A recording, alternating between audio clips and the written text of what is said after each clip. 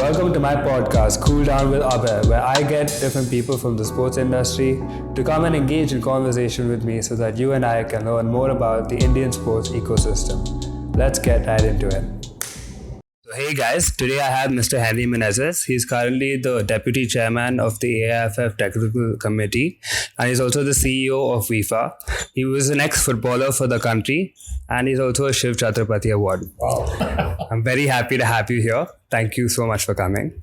So I figured that we can start our conversation off by learning about how you got into football in the first place. Well, it's a very interesting story actually. I'm an accidental footballer. Oh yeah? So how did that happen? So when I was in school, I used to really get into athletics because the environment was that way where I used to stay. And we had cricket, football, hockey, athletics, and high jump was something that I always admired because that time there was a guy called Aslam Bari who won a medal from the South Asian Games, and I was very impressed with his performance, and he was only one icon that we could see on that field, and I always observed how he used to jump, and I used to copy his style. And school times I used to go and jump on my own without any practice, and I used to come out first. So it was like I created a record by breaking Aslam Bari's record. That's amazing. So you actually started off as an athlete then? Yes, that was under 18. I was 16 years old, and I started off that, but never came out second from the school. What was the record that you broke? It was not a big record, but 1.83 that time. 1.83 meters was a big record. But Nice. I think in 6 months' time, the guy who came out second, he just cut me off by jumping 1.91 and making a record. So I was very ashamed of myself coming out second, and just left it and moved along. So that was a big break for me because after getting out from athletics, I didn't know what to do. So I used to stand behind the goalpost and collect all the balls because I tried to get the ball boy. I be going forward. So I was just 15 and a half, 16 years old that time maybe. And then also under 17 or under 18 record that time, the high jump. And then coming back as a 15 and a half, 16-year-old, getting behind the bars and watching footballers wanted to become a striker. But I just couldn't. They would show me off. Yeah. And that time the boys were elder to me and grown-up boys were well built. So I never had a chance to be of that level. Went on to become a midfielder and defender, but there was no chance. People were better than me. So I was switched back to behind the goalpost. So when you were an outfield player, what was your favorite position? Well, I would love to play as a striker. Okay. But I didn't have a class. I didn't have that technique or that ability. But then staying behind the goalpost, catching all the balls with the goalkeepers to miss, because that time there were no nets. No? Yeah. So many balls to come behind. So they should play with only 2 or 3 balls while practicing. And, one fine day, it so happened that our goalkeeper did not reach in time. They asked me to stand in the goal at middle of St. Paris. And I stood behind the goalpost and all my attributes of high jump really came into use. I could jump high and catch the ball above everybody's head. So in a way, you pursuing the athletics and not getting through actually helped you with goalkeeping. I think most recently when I was talking to Babu Narayan, who's the Olympian, 2 times Olympian, I asked him also, Babu Narayan, are you also an accidental goalkeeper like me? He said, of course, I used to play basketball. So oh wow, okay. I was not the only one. The guy who was played all 2 Olympics, Mr. Babu Narayan, we used to call him SS Narayan. He has transited from basketball. There are many of such goalkeepers would have been. Nice. So that's the ability of basketball that came in for me, athletics and high jump. Yeah. Athletics not running, but field still run.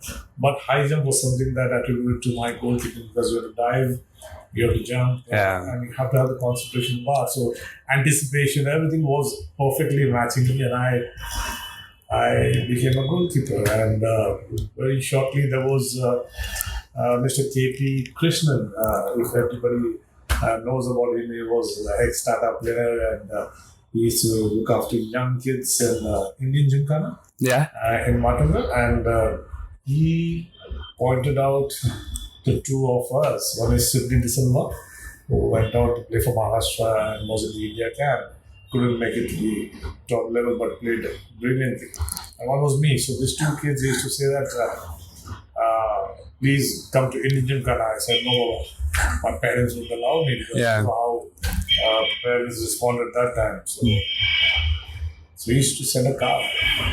I was like a big shot. That's incredible. And how old were you at this time? 16 years. 16 Wow. years, maybe 4 months, 16 years, 3 months, I don't know. But it was during that time, so between the 16 and 17 years, that I got to go to Indian Gymkhana against my parents' wish. But we were all a sporting family, but we never got out of our region or our locality or our community. So it was the first time I traveled in a car to Matunga, went to Indian Gymkhana.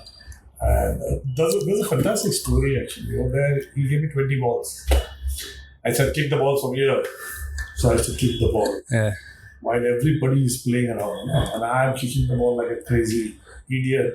Kicking the ball from here to there and then going and collecting all the 20 balls and hitting it from there to here. And I did this for 10 days. Must have been really frustrating. Yeah, but I was wondering, I'm like crying after that. So he's asking, what happened? So he said, no, I don't want to come here from tomorrow. I told him. So he said, why? So I said, I want to play. Every day you're telling me to hit the ball from here to there, maybe 15 times, 20 times, and hitting in 1 hour. And then going home, I don't want to come home tomorrow. So he said, no, we'll make you play. And another 7 days, he made me do the same thing. And then he put me directly into the match. That time, there was a Callan Cup. Callan Cup is something that you play across second division, first division, and senior division. Okay. These are all the champion teams or first 4 teams from each used to come and play. And I got a chance to play with some banks. I don't know, it was a bank. At the banks were one of the best teams. The footballs, league. And Railways and RCF, Tatas and Mafatullah. So it was a quarter-final and we had a clash against Mafatullah. The most interesting part was that the first day I played pre-quarterfinals, my name was in the papers. Oh, wow. And I really played well. You were the man of the match or something? Well, that time there was no man of the match. Oh, okay. And people were talking about me. So I was very, very free. After the match, when I go, people tap your back. All these stories used to come up. So, the time we were playing Mafatullah, I don't know what, this maybe 1980 or something like that. So, it was interesting, and I played against them. 78-79 then. Okay. So I'm like 15 years, 16 years old. And the best part is that Mafatullah couldn't score. Wow. They did penalties. And almost picked up the game from them. It was a shame, like Mafatullah is a top player in India. Yeah. And they couldn't score a goal. So I had a good headline that time also. So it was fantastic. People started recognizing me, and immediately I was pulled to go into the under-19 team of Maharashtra. Nice. France. Okay. And that used to happen at Coolbridge. So it was very interesting over there. The story began for me. People recognizing and pushing me over there. When I went to Coolbridge, there were about 120 kids all over Maharashtra. And that time, all for the trials? Yes. Wow. So it was a trial for Maharashtra. But definitely 35 districts were there, and people sent their own players. And it is now we have certain systems, but earlier anybody could come in. So that must have been really terrifying also. Yeah. Having so many people. I think Nagpur, Mumbai, Pune, and Thane. I think not many districts showed up, but there was sizable amount of people over there. And in Indian Gymkhana, after a match, they used to take away the jersey, shorts, stockings. They will let you keep it back. So they will iron it and all and keep it back with them so that nobody forgets during the match. And wow. It's always it was always the case that time. So you were never allowed to have your own jersey at home? So I had to fend for myself. So I one night cut my grandmother's sweater, khaki sweater. I had a stocking which had stitches, and shoes were always with the cobbler in 3-4 patches and ready to go. So that time, parents never wanted to leave the kids out of their sight. So I said I have to go because at that time my parents were very strict. So I got up in the morning, 4:30, 5:05 at train, 6 o'clock at Coopbridge. And from there you walk it down to Coopbridge, and by 10 to 7 you're at Coopbridge. And you see so many people, and you are the most unpresentable person that any ever lot. So you were sitting near the fence, and nobody recognized you, but your name is there. Yes. So the morning went, and they said evening again. There's going to be a trials. So I was wondering every so to tell me kya karne ka, khane ka. So they used to give you eggs and 2 eggs and maybe a banana.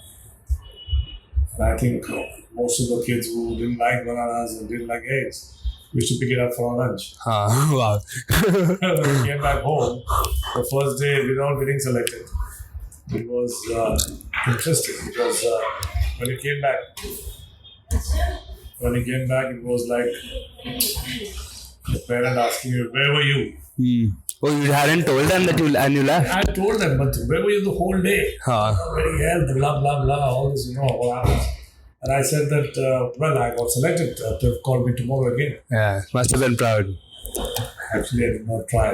They didn't try me out. I was just sitting out on the line from morning to night. The next day I go, same story continues for 3 days. On the 4th day, they are going to do a final selection. And on the 4th day, I'm sitting down, and it's the morning time is gone. The eggs are in the stomach, the bananas are gone in, but my chance has not come. So, in the evening at around 6:40, I think, about 6:30, 6:40, it was bright that time. So, days are longer. So, I still remember the goalkeeper getting injured. And I putting up my hand saying, "Sir, me." Yeah, finally got your opportunity. I say, "Okay, Joker, you can go." 40 minutes, 40 minutes, and I was in the team. Nice. I can't believe myself, because getting out from athletics or from high jump to goalkeeper to get into the Maharashtra team, it was fantastic for me. So how old were you when you finally got into the team? So it's around 16 and a half. Okay. I played 2 years in the under-19. Okay. Where I don't think any of them play 2 years under 19 because most of them are our age. Yeah. That's the unfortunate thing for Indian football sometimes. I finished my second year and Mofatullah picked me up. So 1981, I think so. Yeah, 81. Yeah, I was 17 years old. And Mofatullah picked me up. And I played with one of the best teams in the country, Ranji Thapa, Ratan Thapa, there was Balakrishnan. And it was a fantastic experience, because when you stand in the goal and you're practicing, and it's my turn after the practice to go and stand in the goal, and they put around 30 balls, and we are about 28 people. And the coach will say, "Maar dalo saale ko," and you hit this shoot and I have to dive and all that. But that was something that I got a lot of respect, and I respected. I was in awe actually with all these top players. So would you say it was worth it, all those days where you had to go and sit out all those? Well, see, that's the destiny. I think that's the game of life. Yeah. When you get the opportunity, you just move. Yeah. And you knock and it's open. So for me, it was a struggle, but it was a smooth sail because maybe talent, technique, everything matched. Yeah. And most of them don't get a chance in that luck. Everything lined up perfectly for you. Because what happens today, you've got organized football, academies, there are youth tournaments, you can see players everywhere. Yeah. But that time, you just could not. If you are a good player, you're a good player. Yeah. If you're not a good player, nobody will see you. So, and now we have baby leagues where you have kids playing football. It is fantastic. Yeah. So, today, there is an organized structure where kids can get out from a rank to the top, to the national team. But that time, I think I was lucky. Yeah. And I was very proud of myself being in Mafatlal, but Mafatlal closed down, went down to Bank of India. I was lower division, brought them up to the senior division, and then I was in the national team. Lovely. But all of a sudden, I would say that getting into the national team again was the same problem. You don't have the proper attire.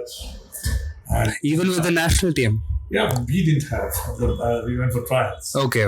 So we had to use our own coats, suits, and we are in Delhi at 5 and 6 degrees. So borrowed track suits. I think it was everybody's case that. Yeah. But yeah, we went through that grind, and it took about 6 to 7 times in the national team to get a break. And those time national team camps used to be for 1 hour, 1 month, 1.5 months, and so on. So it was interesting. 6 times into the national team, I think that time the length of the camp used to be 1 month, 1.5 months, going to Chennai or Calcutta. Nowadays, you stay in a 5-star hotel even if you're in a camp, but that time you used to stay in hostels and university hostels and dormitories. But it was fun. I think the struggle was good. And we didn't get to play too many matches in the national team, but being a part of the national team was something. An honor. So Yeah. I got to be a part of the national team at the age of 22. Wow. So that's 21, 22. That was the first in 1985. So I was 22 and a half. That's my age now. Yeah, but that was fun because what was the competition? It was Bhaskar Ganguly, the top goalkeepers in India has produced. Atanu Bhattacharya, who was the Asian All-Star team member. We have Brahmanand, who's the Arjun Awardee, and then myself, Henry Menezes. And then you have 2-3 more. So whenever you have Bhaskar Ganguly, Atanu and Brahmanand, that decade of goalkeepers are wiped out. Because there's no chance to compete with such stalwarts. We have to only wait for them to get injured or get a red card or being punished or whatever it is. Yeah. For my good luck, Bhaskar Ganguly had sanctions. Oh, Atanu Bhattacharya got his knee crashed injury. in the game. Ah. And then Brahman and myself were there. So my first chance was Sao Paulo, Brazil, was Wow. the Indian national team. And that was way back in 1984-85. And that was brilliant. So you played against Brazil in your first ever game. Yes. What was that like? It is generally an exhibition match which was conducted by Tatas, and Tata used to have these 3 matches, so 2 matches with the national teams and 1 match with all Tata 11. Okay. But 40,000 people used to come to watch it in Delhi, and I got to play 2 or 3 of those series. So Bochum 11 from Germany also, and I got to play for them, and it was superb. It was superb. I was top of the world. At the age of 22, getting an opportunity and grabbing it. Now no looking back. And from where I came, 3-4 years is like getting in from an athletic position to getting in the Maharashtra team and getting into a national team was superb. And that time, Cooperage was still buzzing with people coming in and all that. But what happened over there was suddenly there was I think after 1978, there was a collapse of stadium in Cooperage because of overcrowding. Okay. It collapsed? So during a Dempo versus sporting match in the Rovers. So after that, the stadium was not erected. Okay. And we always felt, as a player, I always felt that we should have a fantastic stadium. Yeah. But 1986, people started talking about there's going to be a huge stadium around over here. And it went by and nobody, and that didn't come real. It was waiting for you to do it. But that was interesting, actually. Yeah. I didn't know that I would be the person out there to really construct that, but it was interesting. That was a good phase of my career, getting into the team, getting into Bank of India after Motilal, then moving out to Mahindra. Mahindra was a top team in Maharashtra and Mumbai, also in India. And we shaped up Mahindras to be one of the top teams, which gave us an opportunity. So talk to me about how you decided to start managing football. What made you decide that, and how did it start? So the start was I met with an accident. What? So I met with an accident in 1991. Okay. What happened? Car accident. Okay. So I broke my wrist. If you can see this. The scar. Yeah, I can see that. Yeah. Both the sides. So Wow. I broke my wrist, and I was the highest paid goalkeeper that time. The funniest part was that I was not married. I had nothing. And this accident came out by the indiscipline of life, nightlife. Yeah. And I think we made that mistake of going out in the middle of the night in the car, not in the position to drive. So, met with an accident. The doctor said that you may not be able to play again. So that was a mean part of my life, and I still remember my to-be wife in the hospital, and lots of people coming to pray and bless us, giving a lot of wishes. Must have been a very difficult time. And my in-laws that time were top of the world, and they said, "Don't worry, we'll look after you." Yeah. And actually, that brought me back. It took me around 8 months, and I was told to go to Nizam Gold Cup in Abhay. Okay. Hyderabad. It was one of the top tournaments in the south as a manager, as an assistant manager. Okay. And I went with the team, and that time I remember our cricket friend Azharuddin and my friend Sanjay Manjrekar, and the team was in the same flight, and I was introduced to some Hakim in Hyderabad Okay. because my hands were very stiff and I just could not move.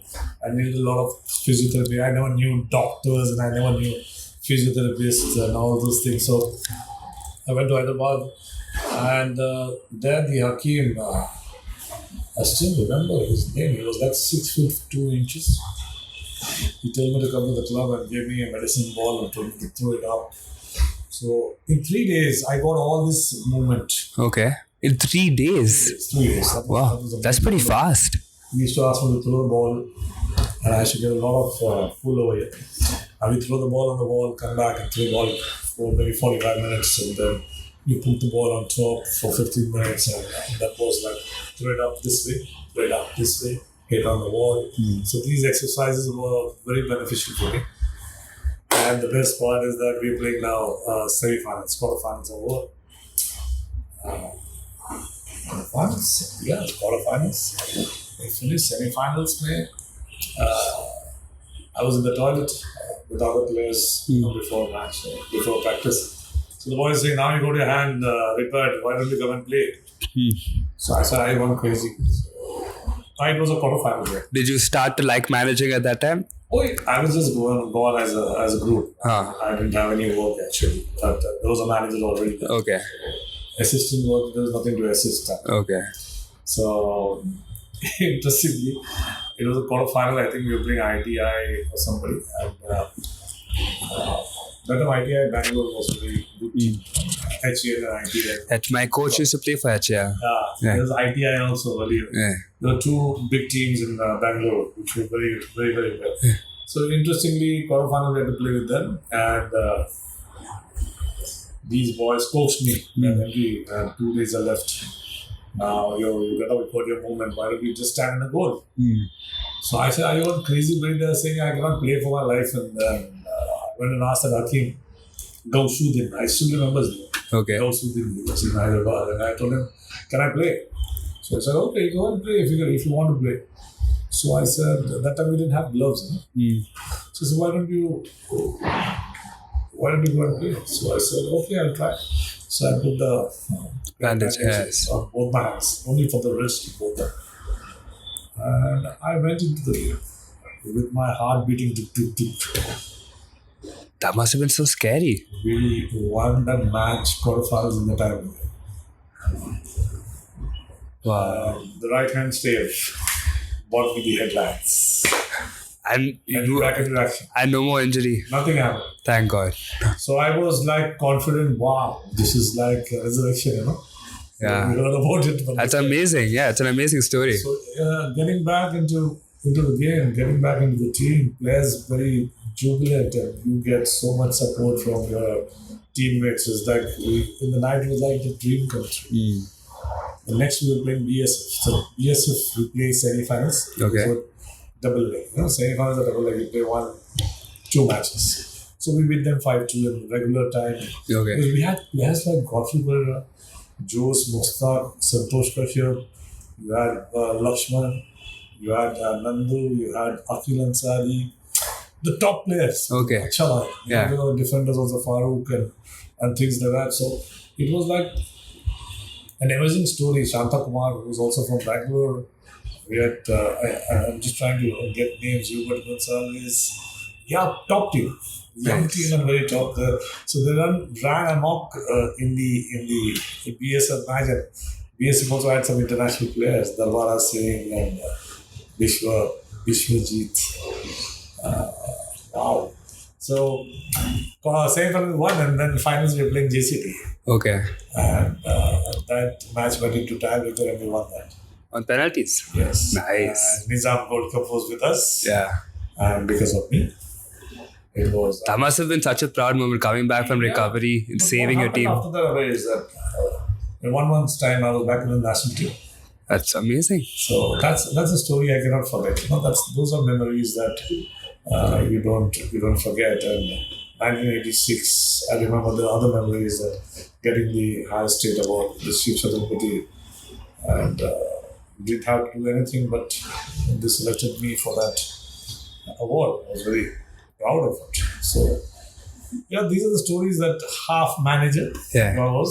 And very soon, in about 1990 to 94, I had to give up football. So, my knee was bad, politics were there, insecurity many people had because of the success. I was out of the team.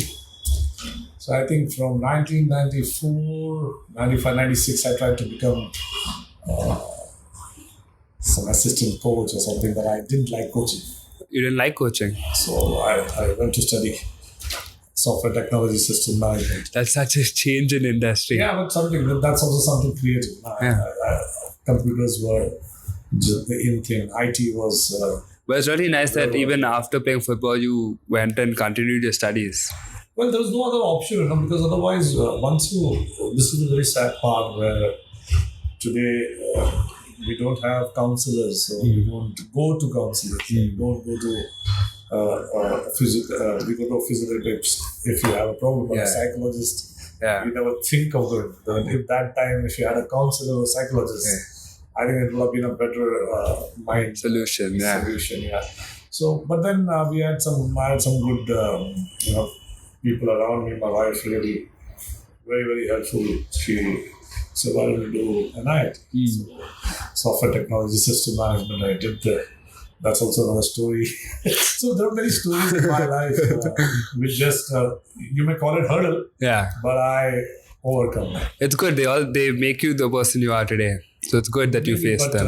What you're saying is absolutely right. But those are the hurdles that came my way, and I had to overcome it. And every time I had a step forward. So I was leaping forward. So once I finished that, I was good at computers, and I should create a lot of programs. And company also benefited from that. I got into the management union negotiation. Which company was this? Mahindra. Oh, Mahindra. Okay, nice. So it was interesting. So one fine day, the management of Mahindra called me, said that because I had written a nasty email to the president. Oh, how come? Stating that why are you spending so much money on not compatible people? You're giving ex-players so much money. Why don't you get the real players? So he said, who's the brother? Down at international football, ex-international Shiv Chhatrapati, so they called me. Wow. So when they called me, they thought I made sense, and so they got me into the think tank. Okay. When I got into the think tank, I started thinking like a manager. And very soon I got the post of a manager. Because of my status of what I was, Shiv Chhatrapati Awardee, an ex-footballer, And I had a good vision. I could actually, problem solving was one of my biggest assets, where I knew exactly what the players want and what the management want and how we want to bring in the best into the team or get into a tournament. How do we pep up players? So it was my experience as a player being at that level and being an example for the players was something that we could actually relate. Yeah. And it made my life easier. So when was this? Which year was this? So this was in 2002. Okay. And 2003, I picked up my team. And 2004, we were champions of I League. Oh, beautiful. So I think what we did is 2004, 2005, 2007, we were always in the AFC Cup. We went up to 2007, we went up to the quarterfinals of the AFC Cup. That was very difficult for teams because, when you go to the AFC, there's a lot of management to be learned and to be doing. Actually, the amount of work is there is significant. It's like hosting an event of international. I've told you this before, like me growing up, I've heard of Mahindra United many times. I've seen them come down to Bangalore also during my school football days. And my impression of Indian football, other than the Mohan Bagan and East Bengal, was Mahindra United, HALFC, these kinds of people as well. So it's very great that I even get to speak to you about this. Yeah, it's good. That time there's a lot of opportunity in different teams. Whether you talk about banks, you talk about railways, you talk about airlines, and you talk about private teams, professional teams. Whether in Goa, you would see teams like Tempo, Sangankar, Vasco, which was a people's club, which is absolutely brilliant. So many years old it is. And then if you go below, now Churchill Brothers have come up over there, and FC Goa has come up. If you go down the south, you get Kerala Police, you should get Titanum, you should get State Electricity, Kerala State Electricity Board. And you had many such teams in the south. And then you come up to Maharashtra and you got a huge amount of team over here. Only that Gujarat was not too big enough. But then now Gujarat has moved into it. You go to MP, you go to UP, you go to Delhi, you go to Kashmir, and you go to the Northeast. It's so sad how so many of these clubs have just gotten lost in history and we don't hear much of them nowadays, don't you think? Everything has changed. So what happened in 1996, 2006? Okay, so all of a sudden you got professional league coming in 1996. So in 2000, Mahindra turned out to become Mahindra United. Yeah. And very soon in around 2006, it came AFC criteria started coming in where you have to become a professional club, you have to be a private entity, commercial entity. And it was very difficult for a transformation. Many other companies felt the heat. They could not transfer public sector teams, railways and airlines and ONGCs. This could not become private teams. So there was a huge transition happening there, huge confusion over there. And all of a sudden, the I League came out to become a very professional league. And now the ISL, which has become the top league of the country. Yeah. But I think during the play also, during being the manager and getting the team into the profile is not very easy. That time we did that transfer systems. Today we have got some transfer system. The CRS system is out. The transfers can happen only on the CRS where teams can ask each other. The sport has been a lot more professionalized since before. So my time it is like kidnapping. Yeah. You won't believe it's actually like a film story. Yeah. If you want to play for Mohan Bagani's Bengal, Mohan Bagani's would pick up kids from different clubs and bring them into their clubs. And Mahindra's, we also wanted to fill up our team. So what happened in 2004-5, we started at Tempo was one club which was going very professional with good players and good salaries. And Mohan Bagani's Bengal Mohammedan Sporting were the top team. Yeah. People all want to go and play there. So we at Maharashtra and Mumbai think as to why we can't become a big team. Yeah.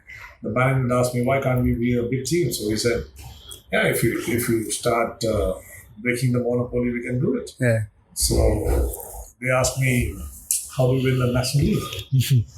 And I said, if we can make the conditions right, I think we can also become a champion. Yeah. So they asked me, what are your conditions? So I said, I need Barreto, Yakubu, Venkatesh, Mahesh Gaudi, Sandeep Nandi, and I went on with the list. Change the entire team. And I said, this is the list that I want. If you can give me this list, the cup is ours. Yeah. And sitting down there with that confidence, our president said, okay, go ahead. Go and do it. Yeah. It's not very easy. We took the names. People have to come. So there's goodwill with the company. And a lot of players, Barreto played for us, Yakubu played for us, Mahesh Gaudi, the top international from Goa, who played for East Bengal. So I had to bring this player. We used to go in the middle of the night to really kidnap this player. It was like a scene, like we are movie scene. Yeah, I can imagine. For bank robbery, and you have to rob the players and bring them back, and nobody should know about it. So what was that entire season like by the end of it when you won the championship? Well, it was. We not only did the double. Did the double? We got the Federation Cup as well as the championship. You must have been buzzing. What was that like? Well, we were like stars that. Everybody looking at us. And, we had Mon Bagan East Bengal coming back to Mumbai to say that, boss, from next year onwards, we don't touch our players, we don't touch your players, and we'll do this and we'll do that. So that time players used to earn around 6 to 10 lakhs, started getting 18 to 25 lakhs. And the market of the players went up, and that was fantastic for the game. And competition went throughout Maharashtra, throughout India. Yeah. And Denpos used to buy players, Sangamas used to buy players, Mumbai now, Mahindra bought players, East Bengal, Mohun Bagan, JCT. So there were many people who bought up the budgets in their team and started paying for players, coaches. So foreign coaches started coming in, and some type of media relations started coming out, and it was fantastic. That was a time that the economy of things started increasing. I think that was one of the best parts of my life, because I could relate to players, what they feel, what they think, what they want, and I could give them. Whether it is the bonuses or increase in salary, or want to send them back, saying, okay, you must go down somewhere and play and come back. Again, if you're not getting so many matches in the team, because we can't give everybody. And fitness was something that my team was best at. And injuries were less with good fitness. So it was fantastic. That sounds amazing. So one other thing I want to move on to is you are also the CEO of WIFA, and I think you've done an amazing job. WIFA is one of the few state organizations in our country who has done a really good job developing football from the grassroots level itself. You were one of the key people instrumental in introducing the D license, which has now gone across India. There are more than 1,000 coaches just in Maharashtra thanks to that. Okay. So talk to me a little about what made you take that role, and you were one of the people who got Cooperage reconstructed as well. So talk to me a little bit about the changes that you made at WIFA to make it so professional right now. Yeah, because when you talk about, I told you, player, manager, administrator. Now my role is an administrator. So you've experienced it all now. Mahindra's closed down. And so during Mahindra's, there was a good chance for me to go into bring about a new club into this system. It was Mumbai FC. If you remember that. So Mumbai FC was like my baby, right from initiation to execution to winning. It was and you got them promoted as well, if I'm correct, right? One year's time. So we entered in the second division, got into the top division. And, fantastic till 2007, 2010. I went on to 10 years. 2017, the Mumbai FC survived. But interestingly, then I gave up Mumbai FC in 2.5 years and came back to Mahindra, where we closed down the team, and I was Vela. Vela is without job. So that's the time I think Albert Kulas, who was then the secretary of India Football Federation, recommended me to the WIFA president, Rafi Patel, and he called me for an interview, and I said, so you want me to be the CEO of WIFA, but that's like a graveyard. So he said, no, you sit down. But I really respect this man, Profi Patel. From the time I know him and from the time I worked for him, he's a good visionary. All said and done, there's a lot of confusion, there's a lot of hell broken loose in football for the last 4 or 5 years, and the ISL came into being. But the best part is that he knew exactly where to take the team, where to take India. Yeah. We look at getting in the World Cup under 17 teams, the entire country coming in with the Women's World Cup now is another big achievement for us. Every 2 years, we're going to get bigger. Next 2 years, 2023, we might get the Women's AFC. He is also the first Indian to be part of FIFA's committee. Oh yeah, but I would say he is one of the best advocate of football because he understands. Maybe people say that he doesn't know the game, but he must be from a Campion school next to Cooperage. Surely must have been in football. That's why his interest is there. And he's one man that has supported not only football, but anybody who is heading the association, whether it's AFF, AFC, or it is WIFA. His hand was always there to say, go ahead and do what we want. So he made me wait for 2 months, get the action on. We got to Zurich and FIFA put in 2 million USD in constructing the whole project and the Win in India project. So in these 2 projects, we got the turf and the stadium and with the floodlight on at Cooperage. It was a little swanky that time. We never expected. So whatever monies we got, we tried to construct a state-of-art stadium which could host around 5,000 people with all amenities for players and officials. And I've watched a game there personally myself, and I find it amazing because it's so close to the field.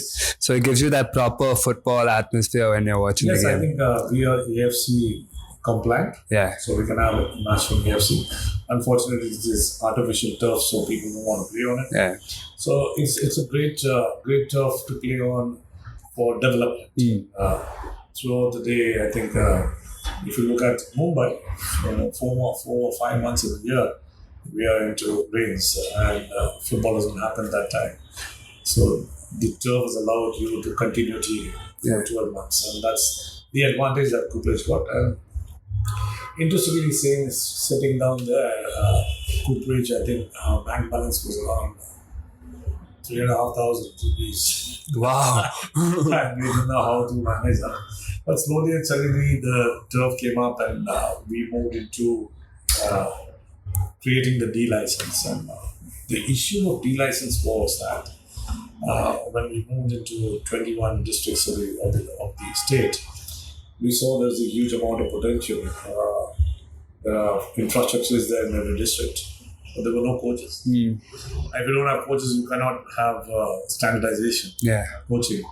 And I had to actually got a chance to meet Mr. Profi Patel. That time ISL was in the conceptualizing the stage, and our boys, I remember the IMJ Alliance was headed by Mukesh Ambani. Our General Secretary Kushal Das was there. The entire executive committee was there, and I said that you're going in for such a big event. I said that we don't have coaches in the country. Because that time, I still remember we had just around 55 to 60 coaches in Maharashtra. Where 2 or 3 coaches were from one team. So hardly 10 or 15 teams had coaches. And one thing that I liked about what you did was you made it compulsory for school coaches also to be licensed, right? So in management, we say demand, supply. Yes. If you don't create a demand, supply won't be moving. So what we did was, first of all, conceptualizing D license was to make it indigenous. So that we don't put pressure on AFC to send their instructors. So we have to create our own instructors so that we can develop this program within India. So we became the pilot project. For that also, I would really give my entire applause to Mr. Patel, because he said, Henry, go and do it. And we started on the board, we were a team, and we came up to a consensus of getting the A and B license holders to become instructors. We made them pay for it. They were very angry. All over my friends, my age. Whether it is Khalid Jamil, Santosh Kashyap, Yusuf, Akil Ansari, they were all the first batch of instructors. Yeah. And they were all angry because they had to pay 10,000 rupees from their pocket Yeah. to do this course. And I said, I'll give you this 10,000 rupees in one course that you conduct. Yeah. So they wouldn't believe that. And very soon we decided that to send a letter to all the districts stating that every school, college and club must have a license. So that was in the next 3 years we want license coaches in every aspect. So another thing that I think you've done a really good job is in Maharashtra, women's football is doing very good, I feel. So basically it's all about coaches. Yeah. Today if you look at India's number of coaches in India, maybe 8,500 to 9,500. It's around below 10,000. Yeah. But 65% of coaches are from Maharashtra. So 6,500 coaches are created in Maharashtra. If you go on to look at the economics of it, every coach earns about 15,000 to 20,000 rupees. So if you multiply maybe out of 6,500 coaches, 5,000 coaches are in the present system working for their own self or for somebody. Yeah. And they're earning about 20,000 rupees. It's like 10 crores a month. Yeah. And it's 120 crores a year. Yeah. So it's so fantastic when you sit back and think as to what do you do. You created an economy, you created an alternate employment. Because players, when they finish up after a certain age, they don't know what to do because they can't progress into football. They love the game. Yeah. So coaching was one of the things that we opened up. Yeah. And we opened up the analyst part also. People have started becoming analysts now. Physiotherapists, people are realizing that it's a whole other industry. There's so many job opportunities. That bubble is broken now. Yeah. The bubble is broken that only playing is football. Yeah. It's more than playing. Yeah. Playing is just football. Yeah. It's the main spectacle of football. Yeah. So the interesting part is women's football in India will always be a touchy part. Like in the world, has always been given a stepmotherly treatment. But I feel like the rate at which our women's football rank is increasing is way higher than our men's, and I think it's something to look forward to, definitely. Well, you can always say that there is a huge potential, but yeah, you need the talent, you need more people to participate. Yeah. I think over a period of years, the last decade, I think it's increasingly very, very, very nice to see that more and more teams are coming in. And National League for Women's have started off, didn't take up very well, but hopefully from the next 2 years or 3 years, hence it'll pick up. Like Devi has gone out to Menezes to play. She scored her first goal, and I remember playing with her in 2007. I've seen that highlight match. we were there. Devi scored a goal, and it was amazing actually. James was there. Devi tried to stop the game with standing in front of the goal, front of the ball. Yeah. And that guy goes down and removes the lace off. Wow. She gets and they started the match. So I think Devi, Benjamin Devi, these are the two big stalwarts of Indian football. There are many more, but these people played outside. Kevin Maldives came back now. Rangers is something that looking forward that other games also can go. Yeah, the more opportunity that you create. So basically, we're talking about the more and more opportunity you create, people want to engage. See, there has to be a leadership position in each and every district or every club to move this forward. Because today, if you look at the entire India's administration, it's poor. If you ask me why. You have to ask me why. It's a touchy topic. It's why. Is that because we are more honorary? Okay. And when you have honorary, you're not accountable for it. And that's the reason why we feel that this system has to change. Yeah. And when the system changes, there'll be more accountability, there'll be more responsibility, and I think there'll be more unbiased. So we have to understand that football needs straight look. If he's a good player, get him in. Yeah. If he's not so good player, put him in the training. Yeah. So I think we can end. I just have two last questions for you. One is, what do you think is the future for Indian football now? What do you think lies ahead for us? And what advice would you give to young footballers today who would like to play football but face challenges like you did, like when your parents didn't allow you to play, or you just didn't have the means to go out and go for trials? So what advice would you give to these guys? Well, first of all, looking at football the way it is growing, it's massive. And I feel another decade and India will be on the top of the list. For that, we need to create a culture. And we need to create the entire cycle of football where I think AIF has done a fantastic job. From the 2017 World Cup, it has given rise to the under 13, 15 and 18 league. Yeah. Which is very, very, very, very huge for India because that's a gap that needed to be bridged. And AIF has done that because after school there was no football. Yeah. And even the baby leagues also, they start from such a young age now. So the basic trigger was that there was a huge gap between school football and club football. Yeah. When you go to a club, you're 20 years old. And when you leave school, you're 15 years old. The 5-year gap, you just don't have any players. There's no games. Yes. So now with under 13, 15 and 18 teams, I think there's a huge amount of transition in there, and slowly they're getting down on the age. Now the 6 to 12 baby leagues have started.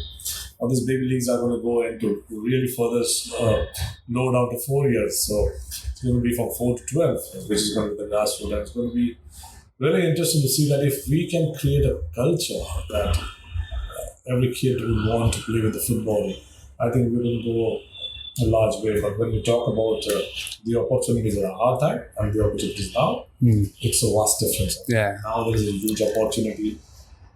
We have young parents. If you look at the population of India, where 60-70% of people are below 20, 40 30. years. Yeah. They're below 40 years. So young parents are there. They'll always want a kid to play for some sport. Yeah. And the cheapest game is football. So Yeah. I think it's fantastic with parents getting educated on how sports are an important part of health. Yeah. And the government also feels the same, that if we make every kid participate into sports, maybe our health budget will go down. Maybe. If our health budget goes down, our sports budget can come up. So that's a very important note that I would say that young parents will push their kids. We need to be very fair with selection trials and push players who are good on the top. Give everybody a chance, but the best must be promoted. Yeah. I think that if we are in that mindset, I think that when we dream about 2026 to get into the World Cup, and with the help of maybe Infantino, the FIFA president, from 32 to 48 teams in the World Cup, I think India's got a fantastic chance to be there at the World Cup. That's awesome. So just this last week, I was part of the Next Generation Premier League Mumbai over here, and I was watching the Reliance boys play against the teams from England, and they absolutely killed it. They give such good competition. They beat Southampton and Manchester United, and I was just thinking, like, the future of Indian football looks very, very good right now, and I'm very excited to see it. Yeah, because at the youth level, I think India has got fantastic opportunities to play against bigger teams, because our youth are better. But when you move on to it's all about consistency now. Above 16 and above 16 and above 18, then physicality is something that develops at that age. Yes. So the gap is physicality and the technology of science, which we are a little bit on the back of. Yeah. So if you look at European teams, you talk about baby leagues. For baby leagues, I think if you go to Europe and other parts of the world, they play about 70, 80 matches in a year.